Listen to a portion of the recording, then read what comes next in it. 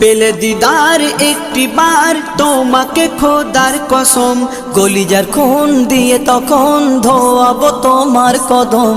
পেলে দিদার একটি বার তোমাকে খোদার কসম, কলিজার খুন দিয়ে তখন ধোয়াবো তোমার কদম, ধোয়াবো তোমার কদম।